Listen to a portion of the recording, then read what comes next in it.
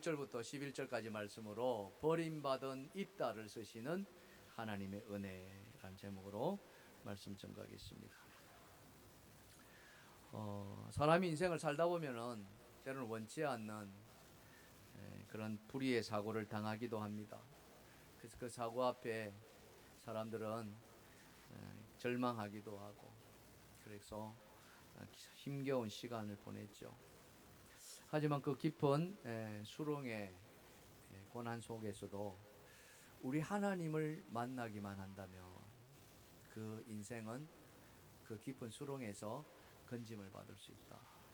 새로운 인생이 되어서 하나님 앞에 귀하게 쓰일 수 있다는 것이죠. 한 소녀가 있었습니다. 중국 연변에서 났어요. 길림성에서 났고 참 예쁘게 자랐습니다. 귀여웠습니다.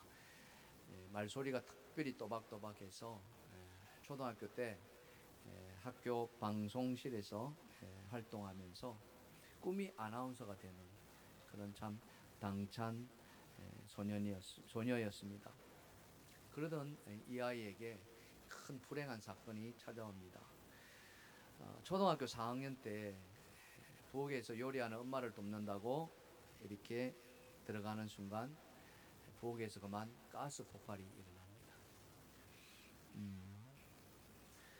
온몸에 화상을 입고 의사의 소견으로는 생존 가능성이 5%밖에 남지 않는 그런 엄청난 화상을 입었습니다. 엄마는 그 사고의 여파로 사고 난 지 사흘 만에 세상을 떠고 말죠.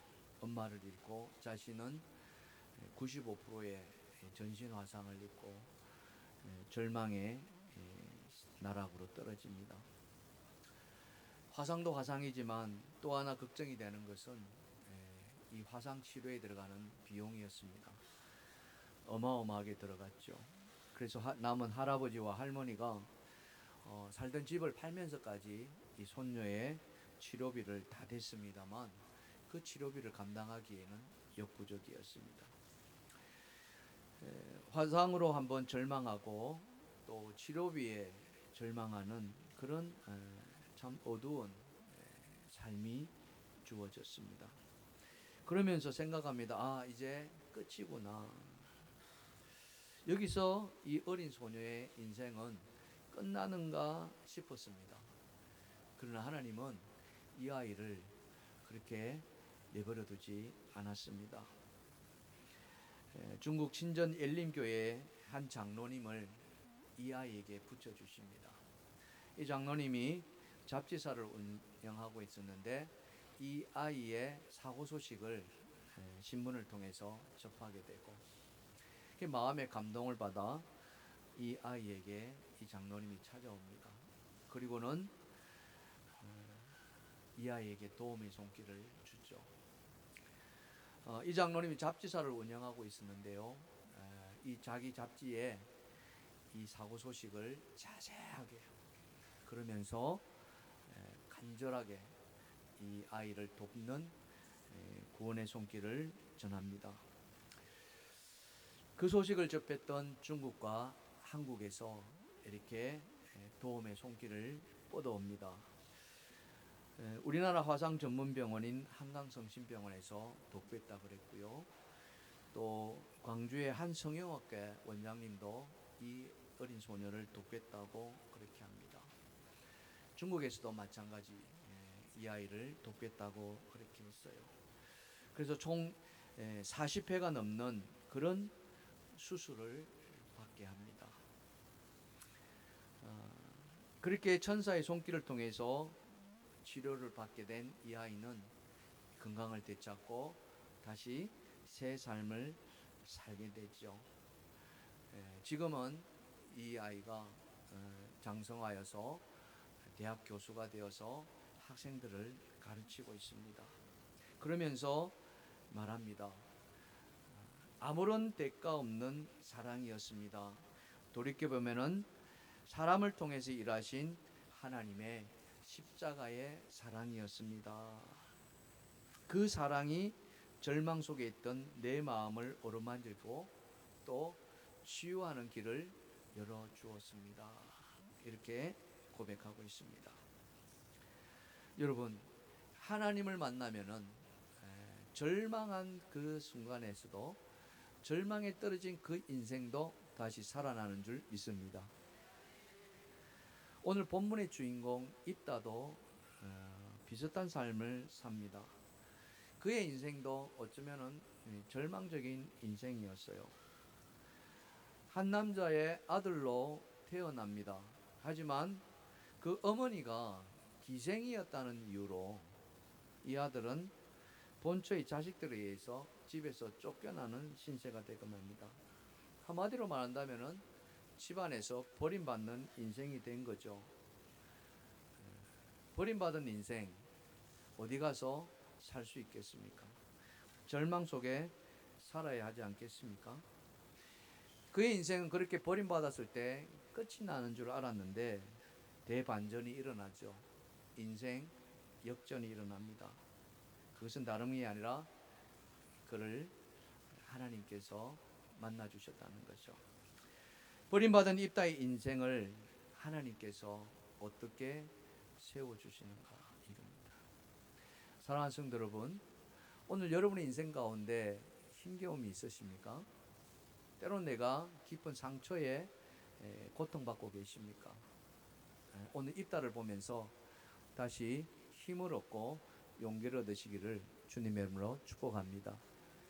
이 입다의 인생을 하나님께서는 어떻게 세워주시는가, 오늘 그 이야기를 저와 여러분이 함께 나누었으면 좋겠습니다. 자, 첫 번째 주제입니다. 다 같이 한번 읽어볼까요? 시작. 사람에게 버림받은 입다를 큰 용사로 부르신다. 그렇습니다.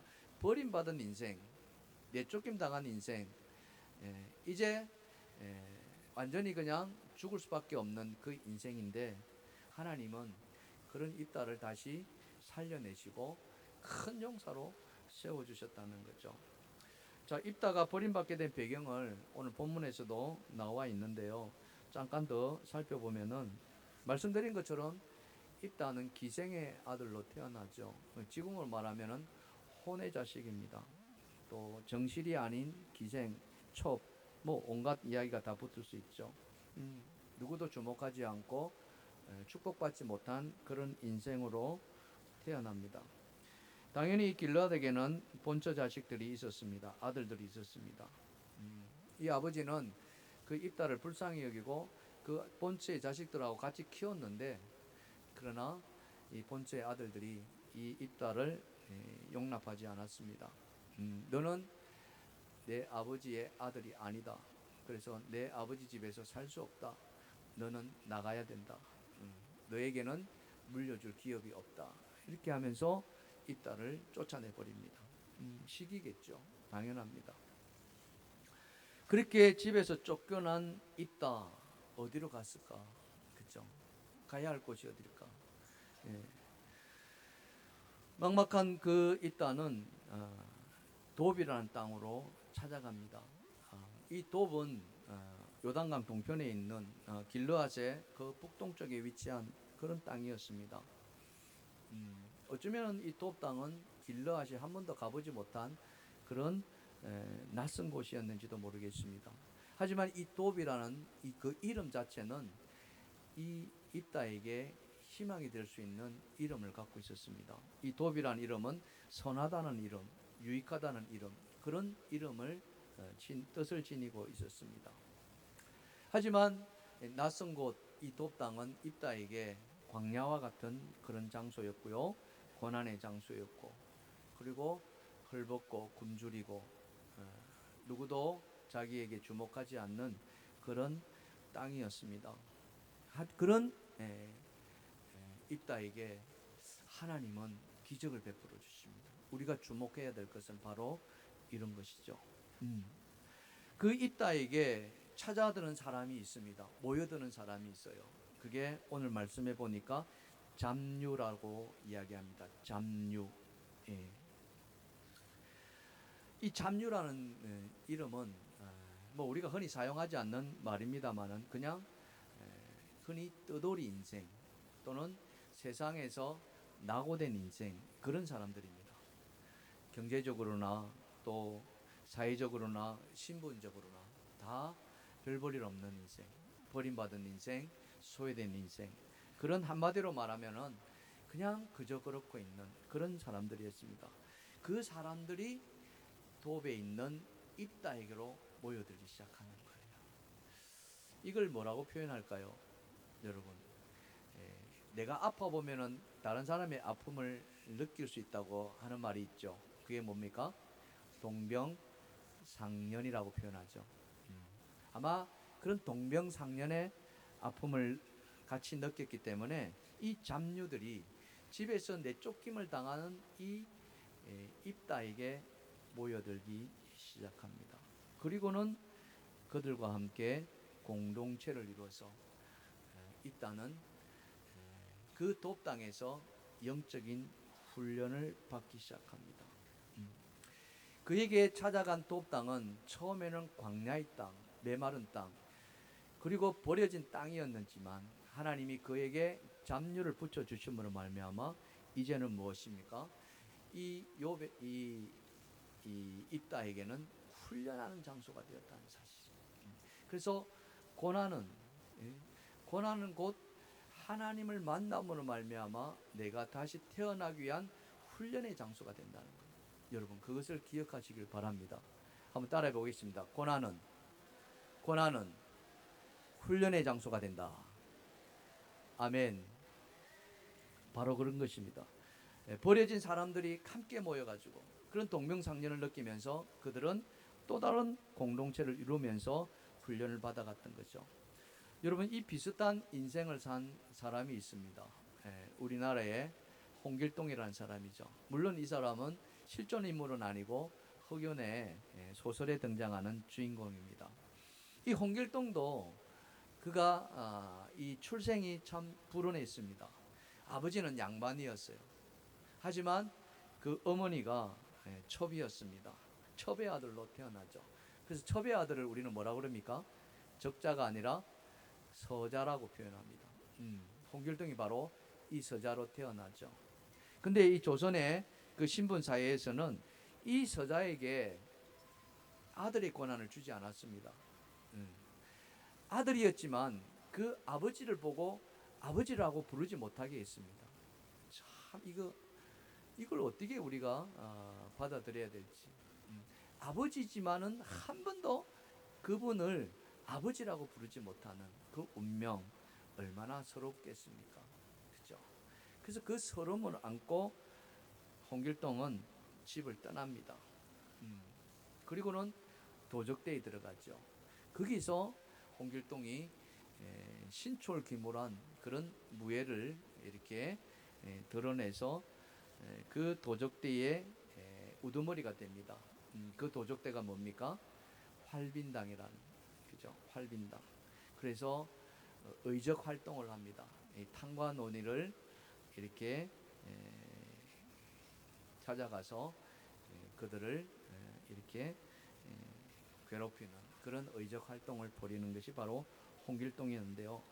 이 입다가 홍길동과 그 비슷한 운명의 그런 어떤 삶을 살았습니다. 기생의 아들이라는 그 신분적인 차별로 그는 세상으로부터 가정으로부터 버림받는 처참한 운명이었죠. 하지만 그 광야에서 하나님을 만남으로 말미암아 다시 큰 용사로 시험받는 엄청난 축복을 받는 것입니다. 오늘 사사기 11장 1절이 바로 그 이야기를 보여주고 있습니다. 같이 한번 읽어볼까요? 시작. 길르앗 사람 입다는 큰 용사였으니 기생이 길르앗에서 낳은 아들이었다. 예. 여기에 우리가 주목해야 될 것은 입다가 큰 용사였다는 거예요. 따라합시다. 큰 용사. 큰 용사. 어느 정도 큰 용사였을까요? 여러분, 여기에서 큰 용사라면 어느 정도였을까요? 여러분 상상이 되십니까? 자, 이 큰 용사를 어떻게 표현하냐면은 이 히브리 말이 깃보롤인데요. 이 말이 성경에서 어떻게 쓰였느냐면은요. 하나님의 능력을 이렇게 가진 자라고 표현하고 있습니다. 여러분 우리가 예전에 많이 불렀던 복음성이 하나 있습니다. 스바냐 3장 17절, 여러분도 잘 아시는 찬양이죠. 가사를 잠깐 한번 보여주시면요. 너의 하나님 여호와가 너의 가운데 계시니 그는 구원을 베푸실 전능자시라. 아멘. 저 전능자, 하나님이 전능자, 여러분 다 믿으십니까? 모든 것을 능하게 하시는 저 전능자가 바로 기뻐로입니다. 그러니까 입다가 큰 용사 기뻐로라는 것은 그 안에 하나님의 능력이 임하였다는 거예요. 아멘입니까? 우리 그 하나님의 능력을 생각하면서 이 찬양을 한번 같이 한번 불러볼까요?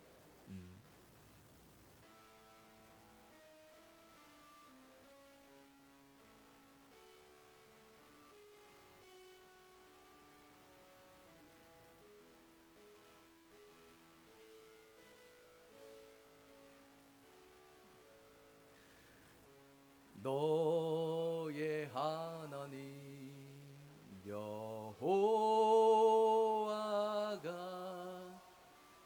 너의 가운데 계시니 그는 구원을 베푸실 전능자시라.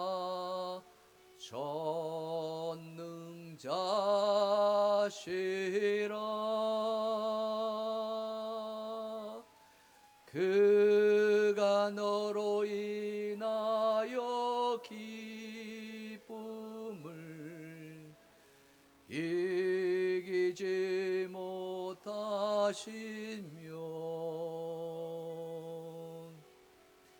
너를 잠잠히 사랑하시며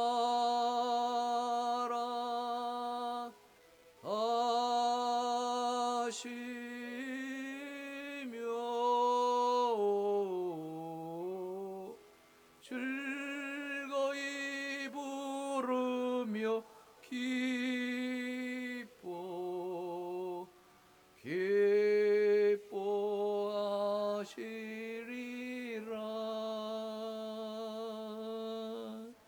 그렇습니다.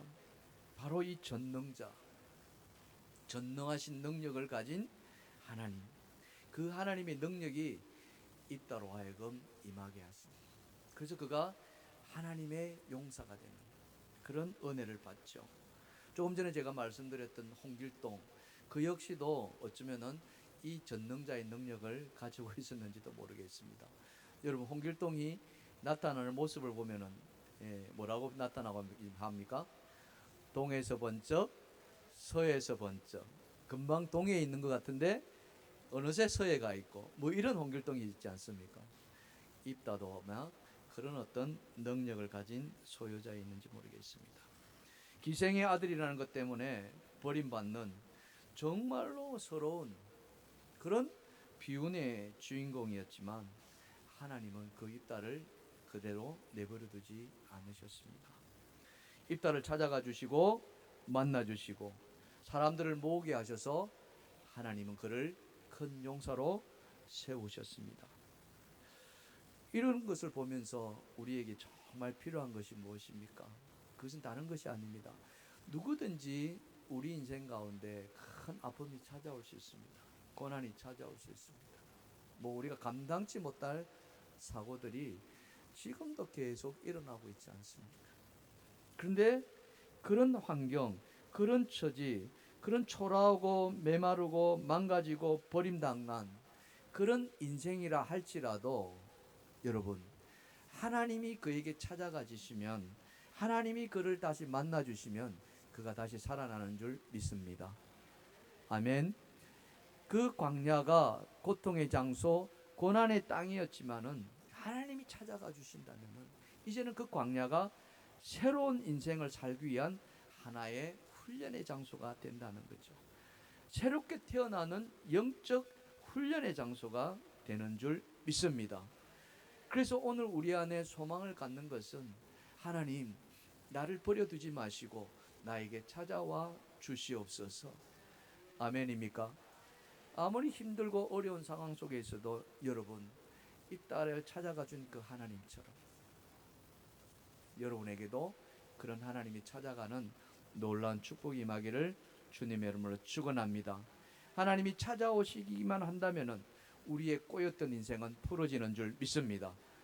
우리의 막혔던 그 모든 인생의 담들이 다 무너지는 줄 믿습니다. 그래서 우리의 서름도 떨쳐버리고 우리의 고난도 떠나가 버리고 오직 하나님 앞에 다시 시험받는 그런 인생이 되는 줄 믿습니다. 힘을 내시고 용기를 가지시고 하나님을 만나시는 여러분 되기를 주님의 축복합니다. 우리 옆에 분 쳐다보시고요. 이렇게 말합시다. 하나님을 만납시다. 하나님을 만납시다. 하나님을 만나면 풀립니다. 아멘입니까? 그렇습니다. 그렇게 버림받았던 그 입다가 큰 용사가 되었을 때 이제 그의 삶은 어떻게 되는가 이거 아닙니까? 두 번째 주제입니다. 자, 같이 읽어봅시다. 시작. 내쫓은 입다를 군대 장관으로 다시 부른다. 아, 이겁니다. 군대 장관으로. 예.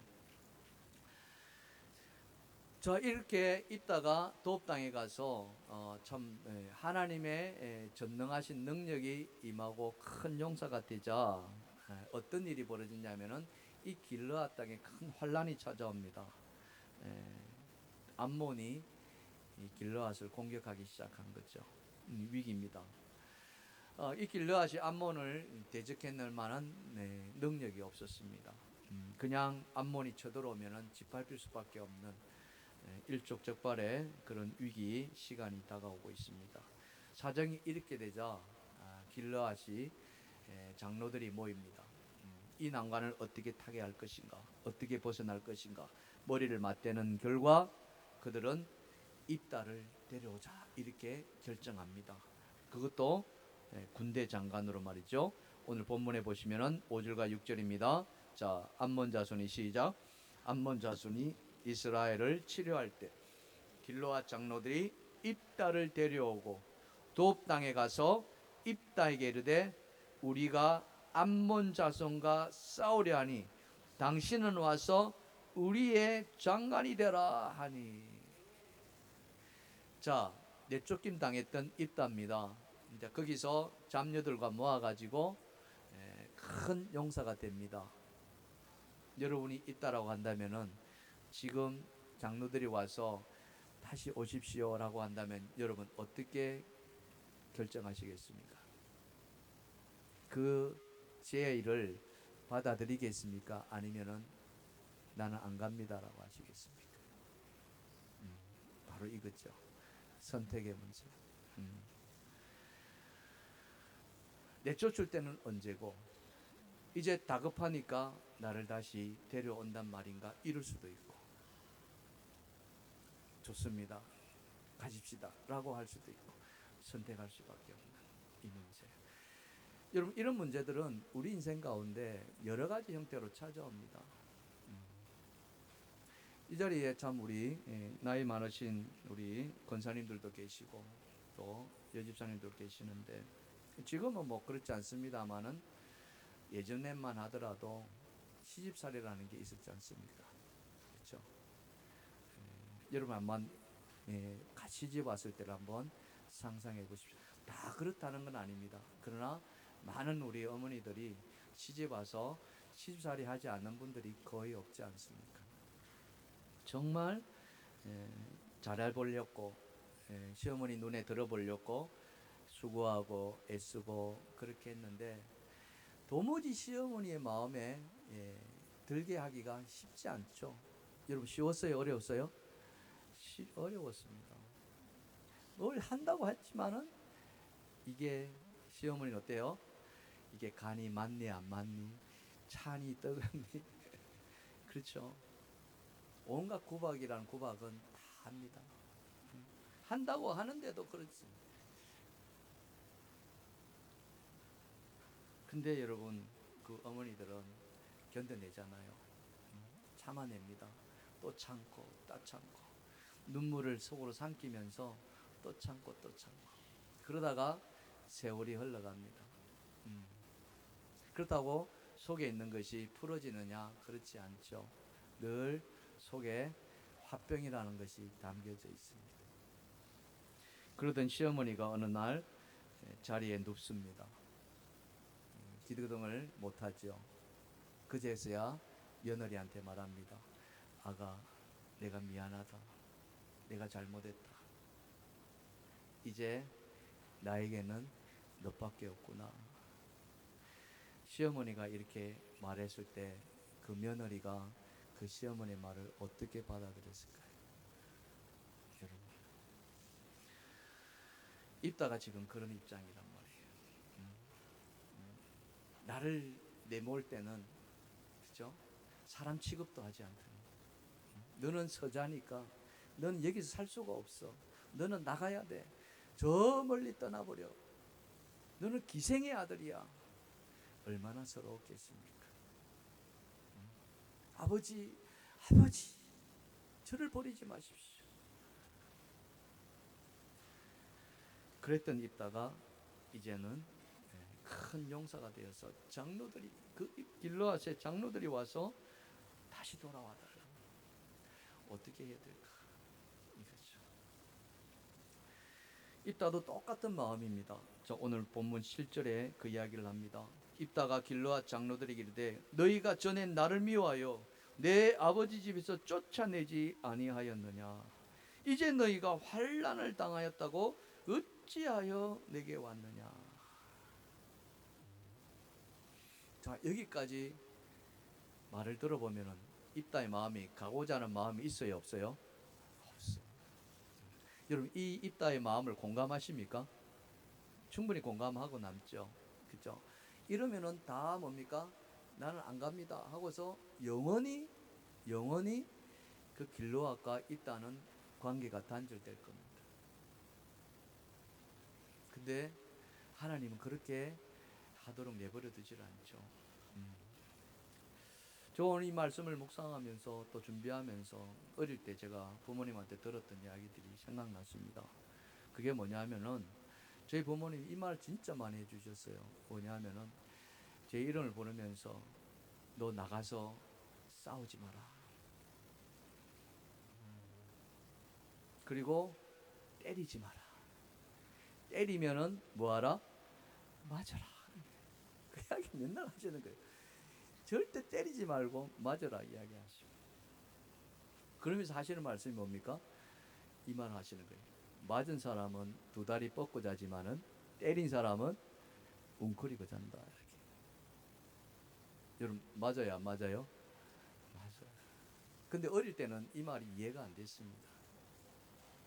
근데 나이가 들어보니까 이 말이 맞더라고요. 지는 것이 뭐다? 이기는 것이다. 근데 이 말을 저희 부모님들이 해주셨지만은 사실은 누가 하셨어요? 예수님이 하셨습니다. 성경에 그 말씀을 해주셔요. 여러분, 마태복음 5장 39절을 한번 볼까요? 마태복음 5장 39절 시작. 악한 자를 대적하지 말라. 누구든지 내 오른뺨을 치거든 왼편도 돌려대라. 여러분, 이 오른뺨을 탁 치는 거예요. 그러면은 여러분 어떻게 반응하시겠습니까? 딱 돌리는 순간에 딱 왼편을 돌려댈 사람이 누가 있겠냐 이거지. 근데 우리 주님은 뭐라고 이야기합니까? 저라고 이야기합니다. 이기려고 하지 마라. 악한 자를 대적하지 마라. 바로 이거죠. 이 말은 무슨 말입니까? 이것은 다른 뜻이 아니라 자기를 내려놓으라는 거예요. 자기 의를 드러내지 말라. 얼마든지 그에 대한 보복을 할 수 있습니다. 대응할 수 있죠. 하지만 그거 하지 말라는 거예요. 주님의 뜻이 그렇다는 거예요. 입다가 그랬습니다. 장로들이 찾아와서 장관이 되어달라고 호소했을 때 그는 속으로 이건 아니지. 응? 그럴 수 없어. 저들이 나를 어떻게 대했는데, 어떻게 나를 내쫓았는데 그 마음이 있지 않겠습니까?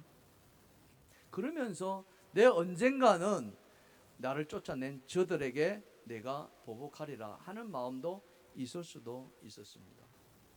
또 그럴만한 지금 능력도 갖추었습니다. 큰 용사가 되었잖아요. 그런데 입다는 그 마음을 갖지 않습니다. 입다는 자기의 마음을 내려놓고요, 찾아온 장로들에게 묻습니다. 어떻게 묻느냐? 자, 오늘 9절입니다. 9절 봅시다. 시작. 입다가 길르앗 장로들에게 이르되 너희가 나를 데리고 고향으로 돌아가서 암몬 자손과 싸우게 할 때에 만일 여호와께서 그들을 내게 넘겨주시면 내가 과연 너희 머리가 되겠느냐?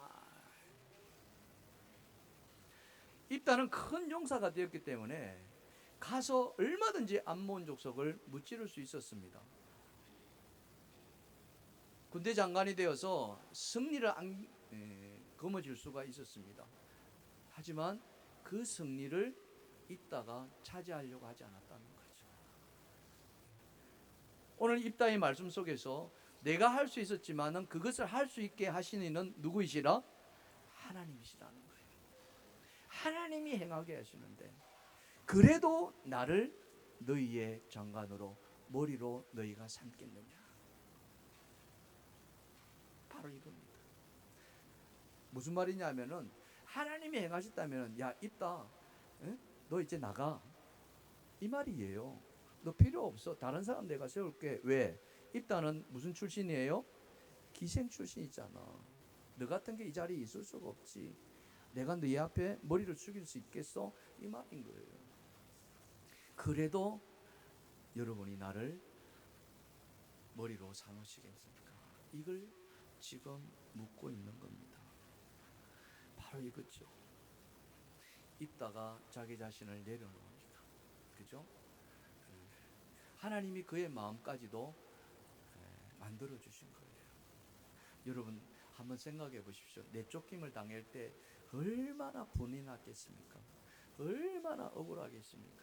내 언젠가는 반드시 한번 이 마음을 풀리라 하는 마음이 왜 안 생기겠습니까? 지렁이도 밟으면 꿈틀한다고 그러는데. 하지만 입다는 그 광야의 훈련 장소에서, 도읍당에서 육신의 능력뿐만 아니라 이 마음의 능력까지도 그는 훈련을 받았던 것이죠. 그러면서 지금 내가 가지고 있는 이 능력은 나의 능력이 아니라 누가 주신 능력? 하나님이 주신 능력. 바로 이거예요. 하나님이 나로 하여금 큰 용사로 만들어 주셨다는 이 마음을 입다는 가지고 있었다는 거죠. 근데 여러분, 이런 마음이 입다이가 있는 게 아니에요. 성경의 인물들 가운데 보면은요, 이런 입다의 마음을 여러 사람이 가지고 있었어요. 그 중에 대표적인 사람이 누구냐면 바로 요셉이라는 사람이었습니다. 여러분도 잘 아시는 이 요셉이 형들에게 팔려서 노예로 팔려가잖아요. 애굽 땅. 이렇게 자기를 판 형들이 형이 아니라 뭐예요? 요셉은 원수로 여겼을 것입니다. 그것도 그냥 원수가 아니라 자기를 팔았기 때문에 철천지 원수였을 거예요. 그러면서 팔려갈 때 이 요셉의 마음에는 내 언젠가는 기필코 반드시 이 원수를 갚고야 말겠다라고 생각할 수도 있었을 것입니다. 그래서 팔려간 그 애굽 땅은 요셉에게 광야와 같은 땅이었습니다. 하지만 그 요셉에게 하나님이 함께 하신다고 성경은 말씀하고 있습니다. 하나님이 함께 하심으로 말미암아 그 광야 같은 애굽은 그냥 단순한 광야가 아니라 바로 요셉을 훈련시키는 훈련의 장소였다는 거죠. 심지어 그는 누명을 쓰고 옥에까지 갇히는 그런 더 처참한 인생을 살아갑니다. 하지만 하나님은 그 요셉과 떠나지 아니하시고 여전히 함께 하심으로 말미암아 그 요셉을 따듬었습니다. 심지어 그 감옥에서도 요셉을 따듬어서 결국에는 이 요셉을 어떻게 세우십니까? 애굽의 2인자로 세워주시잖아요. 그런데 이 2인자가 되고 어느 날, 저 가나안 땅에서 애굽사 이 유대인이 왔는데, 그 유대인이 누구예요? 자기 형들이 찾아온 거예요. 애굽 이 요셉이 찾아간 것이 아니라 형들이 찾아온 거예요. 여러분, 이런 걸 보고 뭐라고 이야기합니까? 원수는 어디서 만난다고요? 그렇죠? 딱 만난 거예요. 어? 그러면은 생각해 보세요. 이 요셉이 애굽으로 팔려갈 때 그 마음을 가졌던 마음, 내 형들의 원수를 내가 반드시 갚으리라고 그 마음을 그때도 가지고 있었다면은, 그렇게 형들이 찾아왔을 때 이 형들을 어떻게 했겠습니까? 상상이 되십니까? 그런데 이 광야에서, 애굽에서 훈련받은 요셉은 그 마음을 갖지 않았었어요. 놀랍게도 그는 하나님의 은혜를 입은 사람입니다. 하나님의 은혜를. 그래서 그의 입에서 나오는 말은요, 우리가 상상하지 못할 말이 나와요. 창세기 45장 4절과 5절입니다. 한번 보실까요? 요셉이 형들에게 이르되 내게로 가까이 오소서. 그들이 가까이 가니 이르되 나는 당신들의 아우 요셉이니 당신들이 애굽의 판자라. 당신들이 나를 이곳에 팔았다고 해서 근심하지 마소서. 한탄하지 마소서. 하나님이 생명을 구원하시려고 나를 당신들보다 먼저 보내셨나이다. 아멘입니까? 하나님의 은혜를 입은 자들은, 하나님을 만난 자들은요, 그 안에 가지고 있던 모든 이런 억울함, 이 분노, 반드시 내가 응징하고 말겠다는 그 원수된 마음까지도 하나님께 다 내려놓는 거예요. 이게 주님을 만난 사람들의 변화된 모습입니다. 아멘입니까? 우리도 인생 가운데 얼마나 많은 어려움들을 겪었습니까? 어려서부터 또 자라면서 심지어는 어른이 되어서까지도 참 말로 다 할 수 없는 고난을 겪을 때가 있지 않습니까? 그럴 때마다 우리 안에 말로 다 할 수 없는 그런 엉어리들이 쌓일 수 있습니다. 근데 주님이 말씀하지 않았습니까? 오른밤을 치거든 왼밤을 돌려대라. 이게 하나님이 우리에게 주시는 말씀. 왜 그렇습니까? 왜 이 말씀을 주셨습니까? 그 속에 삶이 있다는 거예요. 그 속에 하나님의 은혜가 있다는 거예요. 그 마음을 품는 자가 하나님이 지켜주시고 하나님이 그를 세워주신다는 거예요. 아멘입니까? 주님이 말씀하지 않습니까? 너희가 원수를 갚지 말라. 너희가 친히 원수를 갚아. 원수 갚는 것은 내가 있다. 내가 원수를 갚으리라고 하니. 바로 그거예요. 요셉은 그 형들, 생각만 해도 끔찍한 형들 아닙니까? 근데 그 형들을 다시 만났을 때 그는 하나님의 마음으로, 형들이 나를 팔았지만은 그 팔은 사실을 그대로 이야기합니다. 당신들이 나를 팔았지만은 그 사실이 없어지지는 않아요. 그 사실은 그대로 남아 있습니다. 하지만은 그 사실로 인한 마음의 상처는 나는 지웠습니다. 나를 보내신 것은 형들이 아니라 하나님이 보내셨다. 이게 하나님을 만난 사람들의 마음이었고, 그 마음이 입다에게도 똑같이 있었습니다. 그래서 입다는 자기를 찾아온 그 장로들에게 만약 이 싸움에서 승리케 하신다면 그 승리가 하나님이 하셨는데 그래도 나를 머리로 삼으시겠느냐고 물었던 것이죠. 사랑하는 성도 여러분, 우리가 가져야 될 마음은 다른 마음이 아닙니다. 우리에게 필요한 것은요, 바로 주님이 주시는 마음인 줄 믿습니다. 아무리 힘들고 어렵고 고난이 찾아오더라도 우리가 하나님을 만나고 그 하나님의 마음이 내 안에 들어온다면 우리는 그 고난을 뛰어넘을 수 있으리라 믿습니다. 제가 말씀의 서두에 그 중국 연변의 소녀 이야기를 잠깐 드렸습니다. 그 아이 얼굴 한번 보실까요? 자, 10살 때 찍은 사진. 사고 나기 직전에 얼마나 이쁩니까? 똘망똘망하게 생겼잖아요. 예? 저 아이의 꿈이 뭐라고요?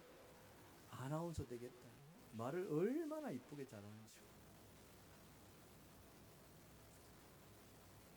근데 그 아이에게 씻을 수 없는 불의의 사고가. 전신 95%. 여러분 그런 사람들 본 적이 없으시죠? 저희 아이가 중학교 때 교통사고를 당해가지고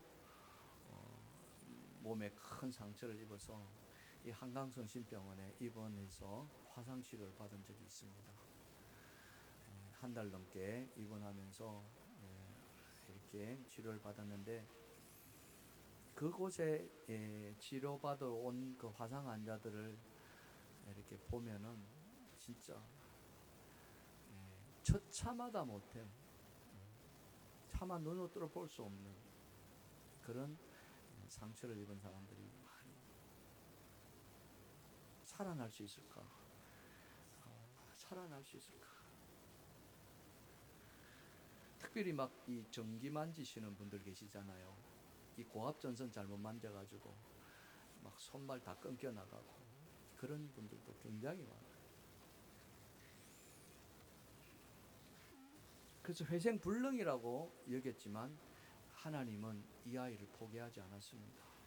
한 장로님을 통해서 수술할 수 있는 길을 열어주시고, 수술할 길을 열어주셔서 40번이나 넘는 그 엄청난 수술을 통해서 다시 살아가는 20살이 되었습니다. 근데 이 20살이 딱 되자 20살이 대학 들어가는 나이 아닙니까?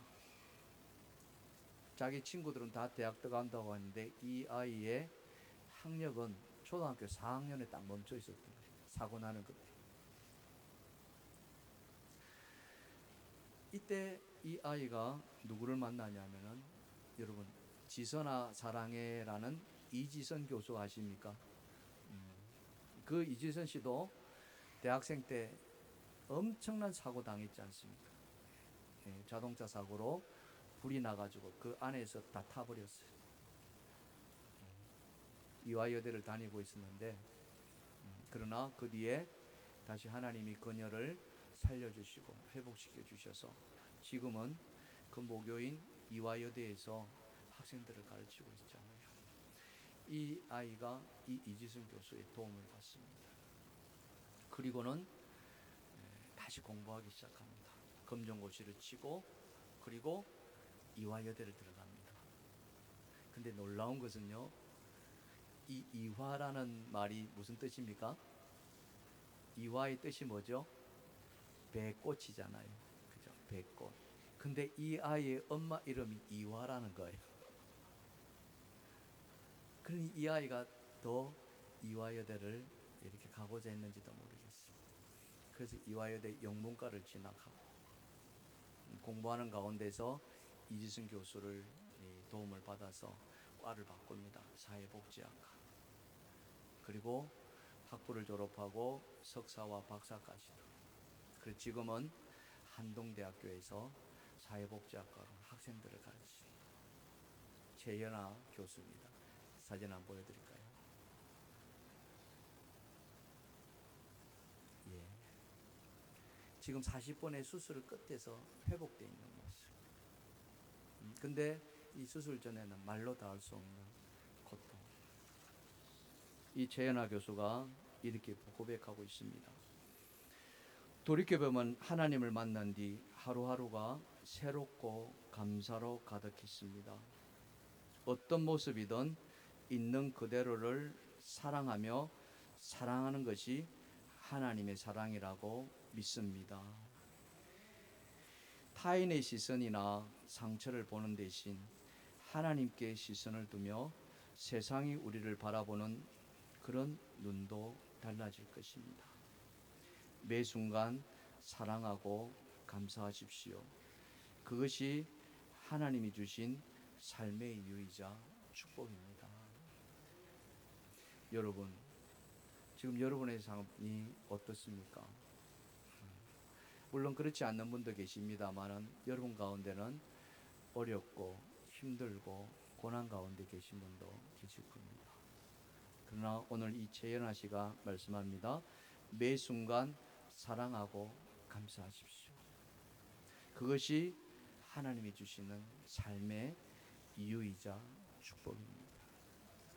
입다가 버림을 받고 내쫓김을 당하고 광야 같은 돕당에 갔지만 하나님이 그를 만나주시고 그를 만나주셨더니 그를 큰 용사로 세우시고 다시 군대 장관으로 불러주셨다는 사실. 요셉이 형들에게 미움을 받아서 노예를 팔려가고 버림받고 죽음의 땅으로 갔지만은 그가 하나님이 그를 찾아가줌을 말미암아 그를 세워주시고 그를 다시 회복시켜 주시는 놀라운 은총이 임했다는 것을.